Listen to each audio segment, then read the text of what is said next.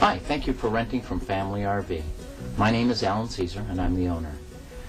We have presented this video to help you understand the operation of both the Class C and Class A motorhomes. Take your time, enjoy, and we'll be able to help you immediately. Enjoy your trip and have fun. In this video, we will be showing you the operations of the Class A motorhome. We will start with the outside and work our way to the inside. Here is the entrance door to your motorhome. There is two locks, your handle lock and your deadbolt lock. This vehicle also has an electric step. Below the step, you'll find your two house batteries and one engine battery. You'll also notice your auxiliary battery or house battery disconnect switch. This switch should always be on the on position. Behind the step, you'll find a circuit breaker and fuse panel located at the back of the step. Here you will find circuit breaker resets for the 12-volt system. If one of the resets should pop due to an overload, the button will pop out. To reset the circuit, press the button back in. On some models, you'll also have an entertainment center. Here we have a 10-volt outlet, 12-volt outlet, and a cable outlet, and your stereo. If you like, there is also a table that you can attach to the outside entertainment center compartment. This will give you room to mount a TV or stereo if you want to use it outside. In this compartment, we have the service access for the generator. The generator supplies 110 volts to the RV in case you're at a campground without hookups. The generator also has circuit breaker resets located right here. Here you have your start and stop switch and your engine oil check. Here is the service access for your refrigerator. It is best to check the tire pressures on your vehicle regularly when traveling. Always keep them at recommended tire pressure. Your propane tank is located in the exterior compartment without the key lock. The main valve for the propane tank is located here. If you need to turn the propane tank off for any reason, this would be the valve to turn off. Clockwise will shut the valve off, counterclockwise will open the valve. Here's the gauge to let you know how much propane you have in the tank. There's also a gauge inside to let you know how full the tank is. This is the refill area for refilling the propane tank. Some service stations that sell propane will be able to refill this for you if needed. In this compartment, we have the service access for your water heater here and your water pump here. The RV is also supplied with a receiver hitch and an electrical outlet. We will now show you the operations for awning use on the Class C motorhome. These instructions will apply to both trailers, Class A motorhomes, and Class C motorhomes. To open your awning, use the awning wand supplied with the RV in the exterior compartments or inside the coach. Flip the control switch at the top of the awning to the roll down position. Next, unlock the awning arm and loosen the black knob at the back of the arm. Unlock both arms and loosen the knob on both arms.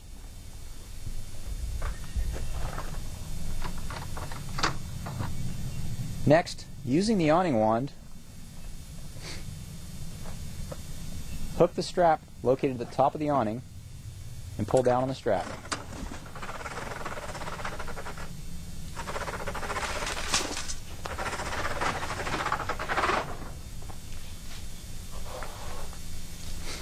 Next, walk over and slide the inner awning arm all the way up until it locks into position. Extend the inner awning arm and tighten the black knob. Do this on both sides.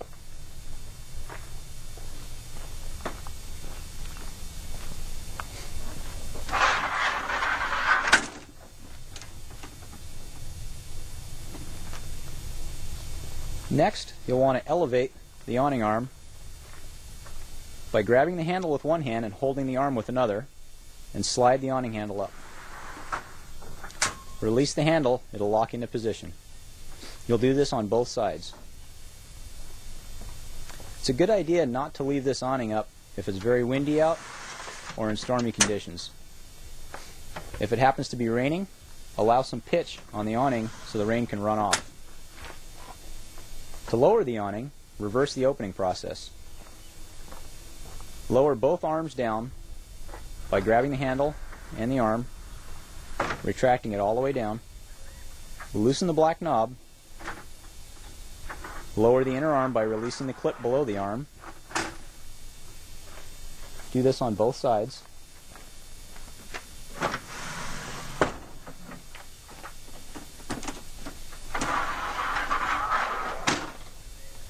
Next, make sure you have your awning wand. This awning is spring-loaded. Flip the control switch to roll up. Hold on to the strap. Slowly let the awning roll up. Use the awning wand to completely roll the awning up. Once the awning is completely rolled up, be sure to lock the awning arms and tighten the black knob behind the arm.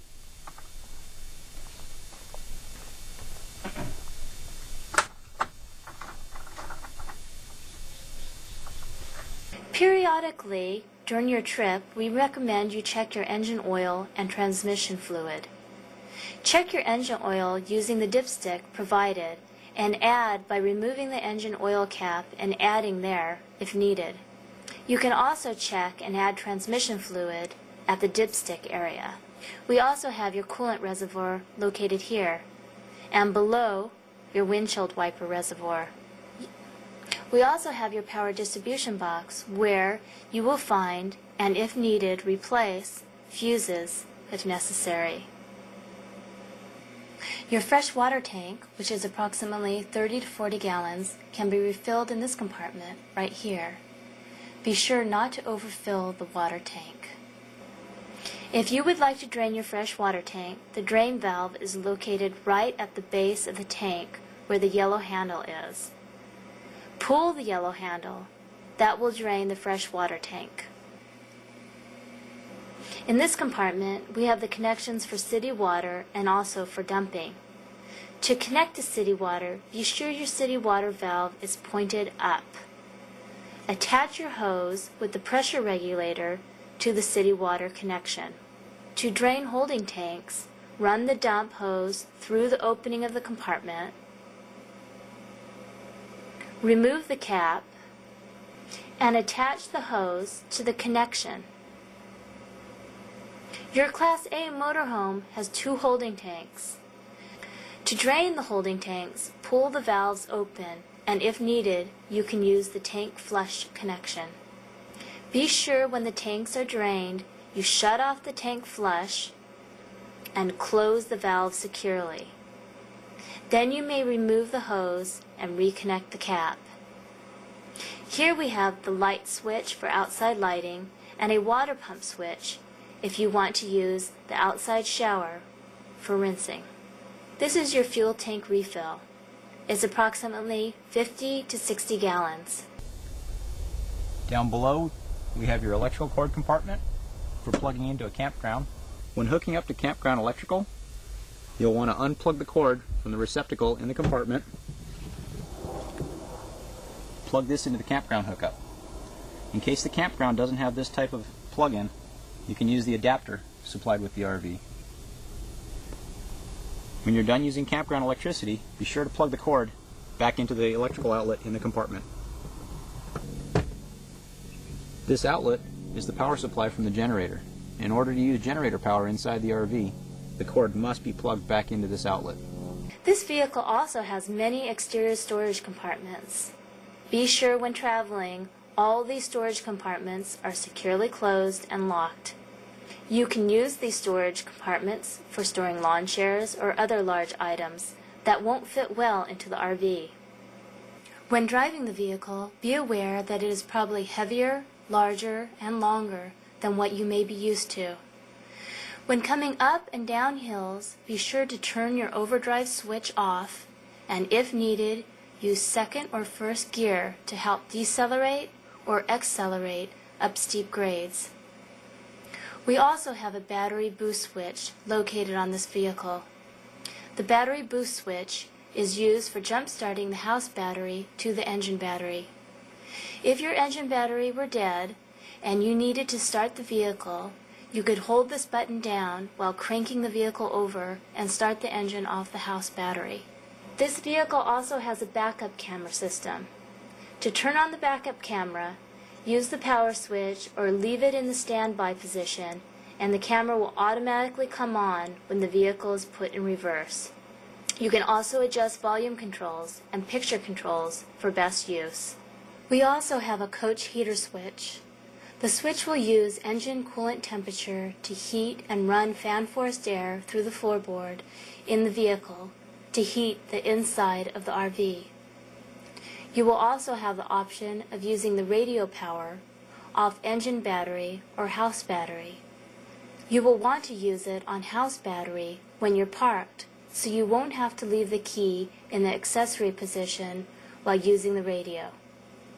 You also have the option of starting and stopping the generator from the cab area, as well as the start and stop switch located in the back part of the RV.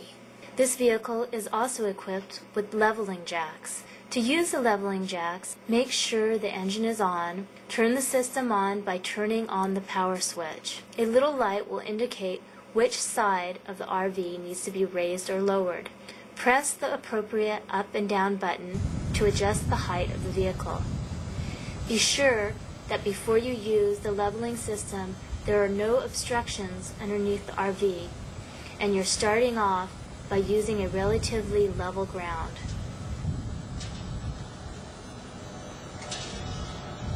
Once you are done using the leveling jacks, you can use the store button. That will retract all the jacks.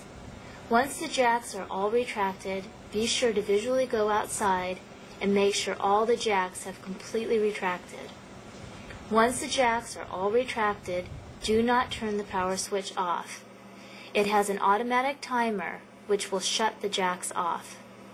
To operate the slide-out room, be sure there are no obstructions inside or out. And if there are any security tie-downs, they have been removed. Be sure your parking brake is on and use the appropriate button in or out depending on which way you want to move the slide-out room. Be sure the slide-out room is fully retracted before departing.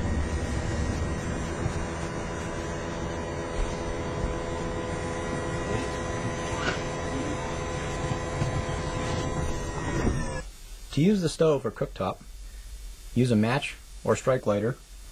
Press in, turn on the knob for this burner you'd like to use, and light the burner. To use the oven, turn the oven control knob, push in, turn to pilot on. Use a match to light the pilot located underneath the broiler pan in the center rear part of the oven.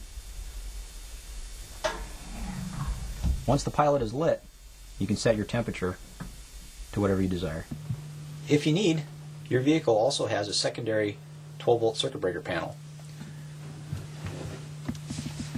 This particular RV has a second house 12-volt circuit breaker panel located above the microwave. The circuit breaker panel in your RV may differ in location. This vehicle also has the option of running the water heater on 110 volts. If you're at a campground with a 110 volt hookup or have the generator running, you can use this switch to turn the water heater on 110. Normal operation would be gas. Your monitor panel controls are similar to that of a Class C, with the exception of the location of your thermostat control and the power line management system. The power line management system is designed to automatically select amperage to various appliances in the RV on 110. When plugged into the 110 campground hookup, select the appropriate amperage for the campground supply you're plugged into. This is your monitor panel and your control panel. Most of the interior functions of the RV can be done at this panel. Here we have your generator, start and stop switch. You'll need this generator to supply 110 to the appliances inside the coach if you don't have campground hookups. Items like your roof air conditioner, microwave, coffee maker, any 110 appliance that you might find in the house. If you have campground hookups, you won't need to use the generator. Next to the generator start-stop switch, we also have an hour meter. This will inform you how long the generator has been running. Be sure that before you start or stop the generator, you don't have any loads on. Example, the air conditioner. Below we have the water heater switch. To turn the water heater on, turn the switch to on. The water heater is approximately 6 gallons and takes approximately 20 to 30 minutes to heat up. Next to the water heater switch, we have your levels test switch. Press and hold the levels test switch. This will tell you how much water you have in your holding tanks for black water, which is your toilet water, gray water, which is your sink and shower drain water, your fresh water, supplying to your faucets, such as your sink in the bathroom, kitchen, and your shower, your propane gas, and your battery condition. The levels on your used water tanks will start off at empty with green lights. As they approach full, they'll go from yellow to red when they're full. On your fresh water, we'll start at green in the full position. As the tank is drained, we'll come down to empty, letting you know you need more fresh water. The propane also works in the same way. Green for full and red when you've reached empty. Battery charge, also the same. Green when the battery is fully charged, yellow when it's getting weak, and red when it's empty. Next to the levels test switch, you have your water pump switch.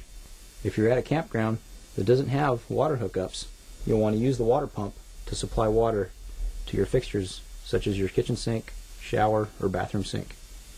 To use your refrigerator, be sure you're parked level and your house battery is in good condition or you're plugged into campground power. Press and hold the on button. The refrigerator will come on. We recommend you run the fridge in the LP gas position. If you have campground electricity, you can select the auto position and it will automatically switch to AC power. To set the temperature on the fridge, hold down the set temperature button until the desired temperature is set, 1 being the warmest and 9 being the coldest. You must allow the fridge at least 4 to 6 hours to get cold. You can tell your fridge is working after you've waited 4 or 6 hours for it to cool by checking the back of the freezer. If the back of the freezer is cold, the refrigerator is working and the refrigerator will soon follow. If your fridge happens to run out of propane, you may get a failure code. In that case, you'd like to turn the fridge off, back to on again, and be sure the green light stays lit on LP. If you have problems lighting the fridge, you can also refer to the directions on the inside top panel of the refrigerator. To use the TV antenna, wind the crank handle clockwise until the antenna is fully elevated. You can tell it's fully elevated when the crank handle stops turning. To adjust signal, pull the collar down and rotate the collar for best picture. Before lowering the antenna, make sure you realign the arrow on the handle and the base plate on the ceiling. To lower the antenna, wind the handle back down in the down position until the antenna is fully retracted onto the roof. Hi, I'm Jill Anderson. I'm the General Manager here at Family RV. You've just watched this video and we hope it'll be helpful while you're on the road. If you do have questions, you can consult the Rental Assistance Guide. Most of everything you see on the video is written down in this guide. We want you to have a safe trip on the road, so there are a few things we'd like to go over again. Safety first. Drive cautiously and defensively. The braking distance is shorter and the turning radius is wider than that of your automobiles. Check and adjust all mirrors. The visibility is more limited in a motorhome or when towing a trailer than when driving an automobile. Second tip, use safety belts and child seats at all times while the vehicle is moving. The third tip, plan ahead before entering gas stations, campgrounds, and shopping centers. There are tight spaces and most accidents occur while backing up when visibility is limited. Fourth tip, watch all clearance signs. The height of the motorhome can be as great as 12 feet, which is twice as high as a normal pickup truck. And lastly, be prepared. You're renting a house on wheels. Bring tools that you would normally carry in your own automobile. Tape, screwdrivers, miscellaneous supplies, fuses, screws, other items of that nature. Thanks again for choosing Family RV, and remember, your adventure begins here.